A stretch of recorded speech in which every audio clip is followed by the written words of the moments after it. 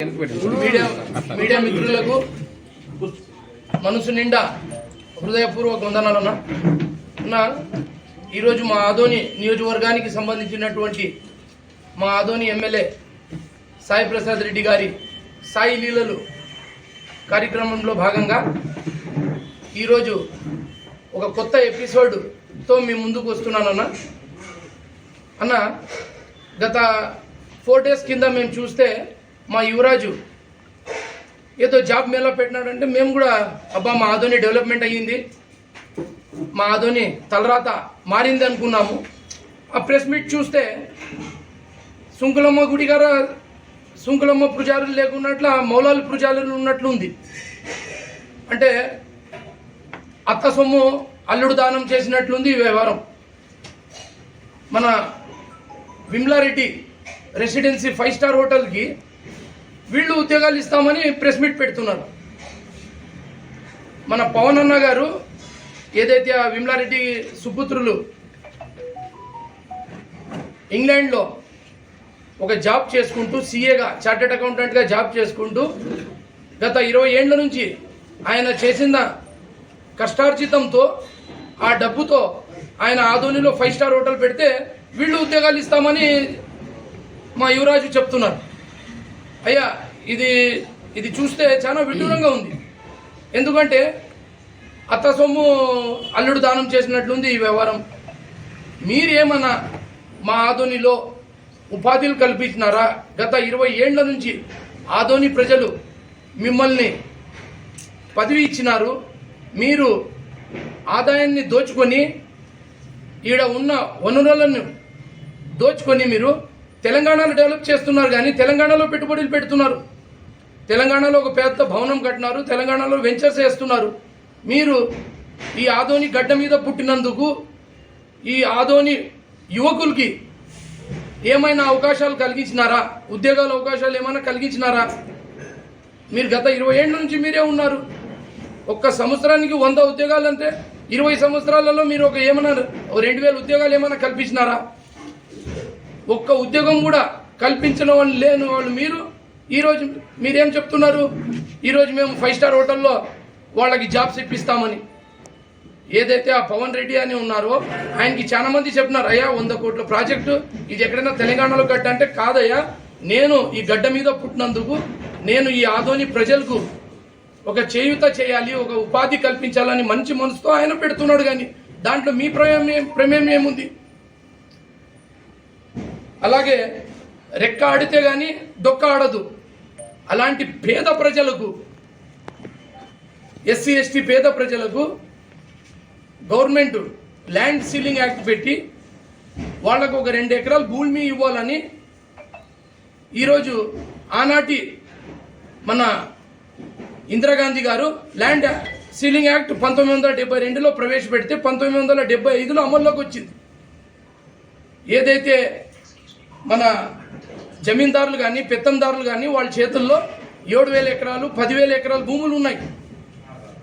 పేద ప్రజల చేతిలో ఒక 2 ఎకరాలు భూమి పోతే ఆయన ఆకలి కేకలు తీరుస్తాయి. వాళ్ళ కడుపులో 2 గింజలు పోతాయి. వాళ్ళ కడుపులో 2 గోరు ముద్దలు పోవాలంటే వాళ్ళకి భూమి కావాలని ల్యాండ్ సీలింగ్ యాక్ట్ పెట్టిన ఇందిరాగాంధీ గారు మన ఆదోనిలో survey number Mandigiri survey number 29 ఈరోజు ల్యాండ్ సీలింగ్ సర్వేలో ఉంది. దాని పక్కనే ఉన్న సర్వే నంబర్ 66 సర్వే నంబర్లో 36 ఎకరాల 5 సెంట్లు భూమిని ఈరోజు ఏదైతే 29 సీలింగ్ యాక్ట్ కింద 29 నంబర్ ల్యాండ్ సీలింగ్లో ఉందో అది ఎస్సీ ఎస్టీలకి 2 ఎకరాలు ఇచ్చినారు. ఒక 15 మందికి ఇచ్చినారు. వాళ్ళు అయ్యా మేము 20 ఏళ్ళ నుంచి అనుభవం చేస్తున్నాము, 2010 2018 నుంచి కంటిన్యూగా వాళ్ళు అర్జీలు పెట్టుకుంటున్నారు, మాకు భూ హక్కు పత్రం ఇవ్వండి అని. ఈ రోజు వరకు ఇవ్వలేని పరిస్థితి.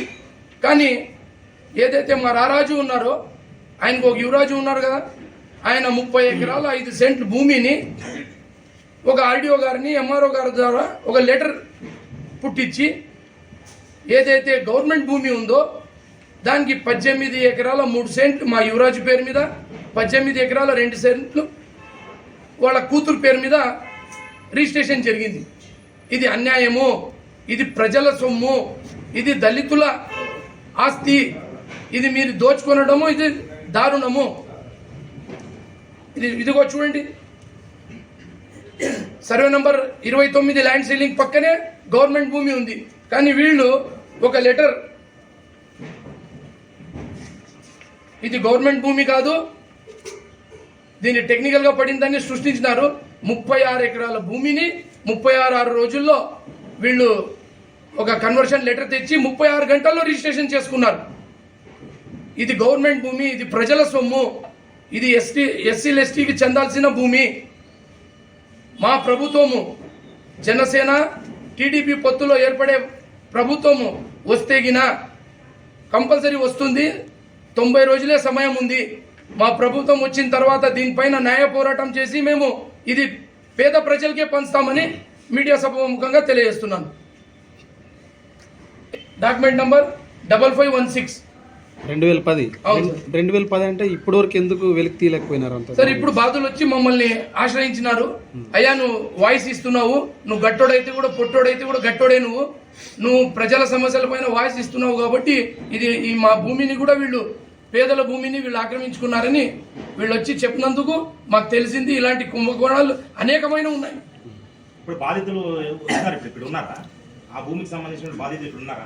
సార్, ఎస్సీ ఎస్టీ ఎవరైతే ల్యాండ్ సీలింగ్ కింద భూములకి ఏవైతే కేటాయించినారో వాళ్ళు పక్కన భూముల వాళ్ళు అందరూ చెప్తున్నారు ఇది అసైన్ భూమి, ఇది మాకు చెందాలి, కానీ వీళ్ళు చేసుకున్నారని.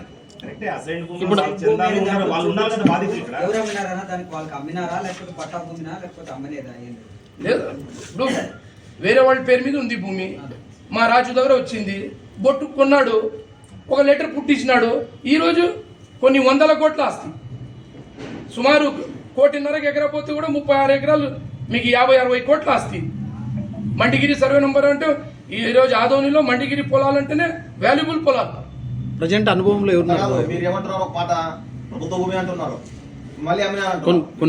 అవును సార్, ప్రభుత్వ భూమిని ఒక లెటర్ సృష్టిస్తున్నారు వాళ్ళు, సృష్టించుకొని అది గుడ్డిగా రిజిస్ట్రేషన్ చేయకూడదు కదా. రెవెన్యూ వాళ్ళు కానీ లేకపోతే అక్కడ లాస్ట్ లో నక్కల ప్రభాకర్ రెడ్డి సార్ అప్పుడు ఆ రోజు పట్టా భూమని ఇచ్చాడు. మరి ఇస్తారు, మరి రారాజుకి ఇవ్వలేకున్నట్లు మీకు ఇవ్వమని చెప్పండి.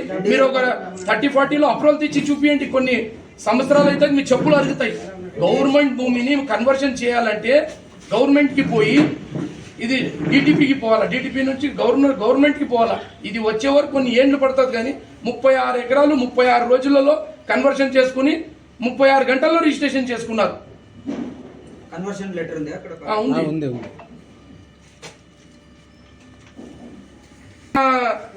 రాజు గారికి అయితే 36 ఎకరాలు సహా చేసుకున్నారు. భయ్, ఇప్పుడు అనుభవంలో ఎవరున్నారు భయ్ అక్కడ? మామూలుగా ఆ సర్వే నంబర్ వాళ్ళ పేరు మీదే ఉంది, వాళ్ళే అనుభవంలో ఉన్నారు. 2010 కంటే ముందు ఎవరు అనుభవంలో ఉన్నారు? ఉందన్న, డాక్యుమెంట్ ఉంది నాకు. వాళ్ళకి ఇవ్వడం లేదు.